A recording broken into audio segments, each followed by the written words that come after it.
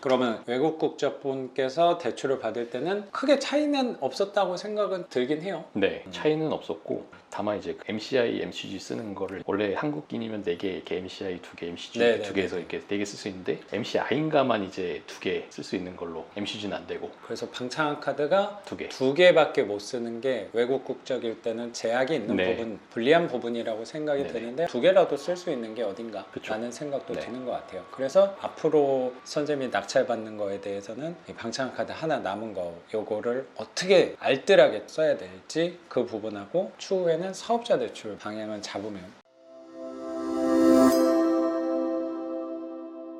조건은 좀 어땠어요? 4.2% 잘 받았네. 부수거래 다 해서 이제 4.2%. 1금융 같은 경우는 부수거래가 보통 있으니까 네. 부수거래는 어떤 거 했어요? 월급 이체랑 카드 사용 그거 이제 2개 일단 했고요. 하나는 이제 다자녀면은 그 혜택이 또 있다고 해서 그렇구나. 네, 애가 둘이니까 0.2%인가를 더 깎아주는 게 아, 있었어요. 그런 것도 있구나. 네, 하나은행에서 그거까지 다 챙겨받아서 4.2%로 우대금리까지 다 받아서 4.2%고 분할 기간이 30년. 어차피 거기밖에 안 된다 그랬나? 네, 제가 다른 데 다 알아봤었는데 아마 외국인이다 보니까 1금융이 되는 데가 없었어요. 거기밖에. 그래서 나머지는 다 2금융만 소개시켰고 한 군데서만 이제 딱 1금융 해줄 수 있다고 그래가지고 거기서 그냥 뭐 고민할 게 없이 그냥 거기서 했습니다. 그러네요. 그때는 분할 기간을 고민할 부분은 아니었다고 생각이 들긴 하네요. 그리고 선생님 배우자니까 저도 교육생 중에 외국인 교육생분이 계셔서 그때 한국 국적에 보증을 하나 써야 된다 뭐 그런 게 저 한 번 있어서 제 교육생 거 한번 써준 적이 있었거든요. 그러니까 네. 단어가 보증이어서 뭔가 이 사람 못 갚으면 내가 갚아야 되고 그런 느낌인 줄 알고 저도 막 물어봤었는데 송달에 관련돼서 확인서 같은 거를 저도 한번 써준 적이 있었는데 선생님도 그런 게 좀 있었어요? 그런 건 따로 없었던 것 같아요. 그렇군요. 여기서 소득이 있었고 그런 부분은 따로 없었던 것 같아요. 그러면 외국 국적분께서 대출을 받을 때는 크게 차이는 없었다고 생각은 들긴 해요. 네, 차이는 없었고 다만 이제 MCI, MCG 쓰는 거를 원래 한국인이면 4개, 이렇게 MCI 2개, MCG 네네네. 2개에서 이렇게 4개 쓸 수 있는데 MCI인가만 이제 2개 쓸 수 있는 걸로 MCG는 안 되고 그래서 방창한 카드가 2개. 2개밖에 못 쓰는 게 외국 국적일 때는 제약이 있는 네. 부분, 불리한 부분이라고 생각이 네네. 드는데 2개라도 쓸 수 있는 게 어딘가 그쵸. 라는 생각도 네. 드는 것 같아요. 그래서 앞으로 선생님이 낙찰받는 거에 대해서는 이 방창한 카드 하나 남은 거 요거를 어떻게 알뜰하게 써야 될지 그 부분하고 추후에는 사업자 대출 방향을 잡으면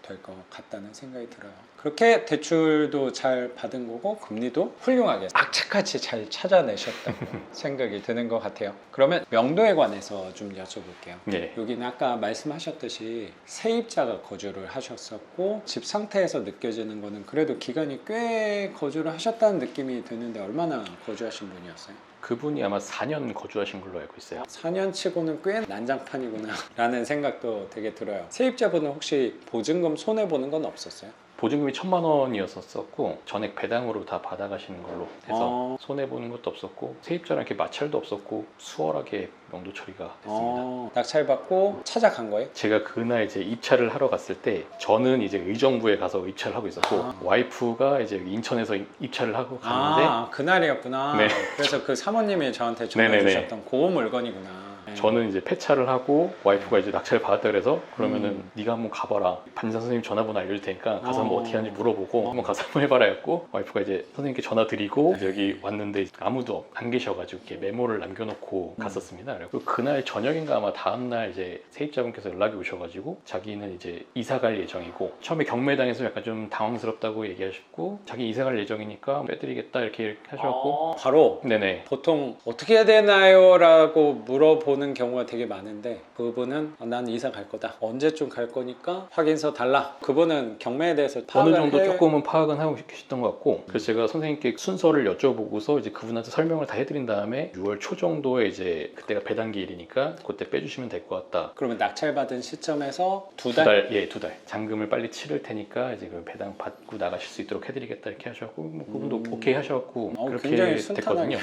네. 그러고 나서 이제 한참 동안 연락 안 하다가 잔금 잔금을 치르려고 이제 은행에 갔는데 대출이 생각보다 바로바로 안 나오고 열흘 정도 늦어졌거든요. 이게 저는 일찍 갔는데 이제 네. 하나은행이 뭐 대출이 뭐가 밀려 있고 막 그렇다고 아. 해가지고 4월 말에 대출을 다 완료를 하기로 했었는데 5월 중순에 이게 잔금 처리가 다 끝난 거예요. 그래서 배당길이 아무래도 밀려질 것 같으니까 세입자한테 얘기를 해줬죠. 잔금을 빨리 치르려고 갔는데 좀 늦어져서 배당 받으시는 게 조금 늦어질 것 같다 이렇게 말씀을 드렸더니 괜찮다고 하시고 그래도 다행히 그 세입자분 돈 손해 보는 것도 없었고 보증금이 상대적으로 좀 적다 네네네. 보니까 되게 호의적이었다는 생각도 이렇게 드네요. 네. 예정대로 자기가 5월 한 말 정도에 이사를 나가겠다고 이렇게 말씀을 하셨거든요. 알겠다 그러고 이제 이사 가신다고 하시기 전날 이제 전화를 한번 해봤죠. 이 친구. 일정대로 이사 가시냐고 한번 여쭤보니까 이미 이사를 가셨다는 거예요. 전화하니까 빨리 입주를 해야 되는 데가 있어가지고 거길 먼저 이사 가셨고 비밀번호 알려주시고 가져갔고 제가 다음날 와서 확인을 해보니까 이미 다 이사를 가셨더라고요. 그럼 뭐 알아서 너무 수월하게 그러네요. 정도가 끝났습니다.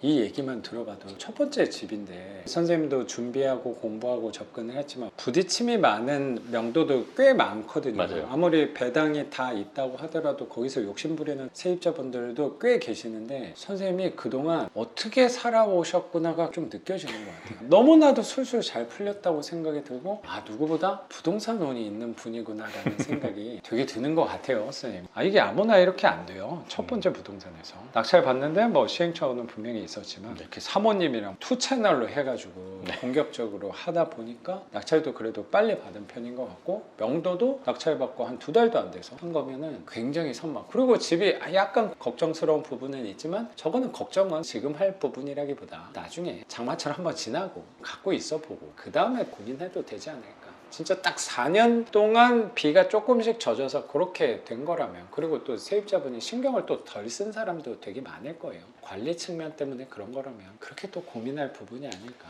또 환기 이런 것만 또 잘해주는 그러면 같은 집이어도 어떤 사람이 어떻게 관리하는지에 따라서 컨디션 상태가 완전 다를 수도 있구나라는 생각도 되게 들었던 것 같아요. 집을 편하게 쓰셨던 분이라고 생각해 버리는 것도 집 관리하는데 저는 도움이 또 되지 않을까. 그냥 질에 겁먹을 필요는 없지 않을까 생각도 드는 것 같아요.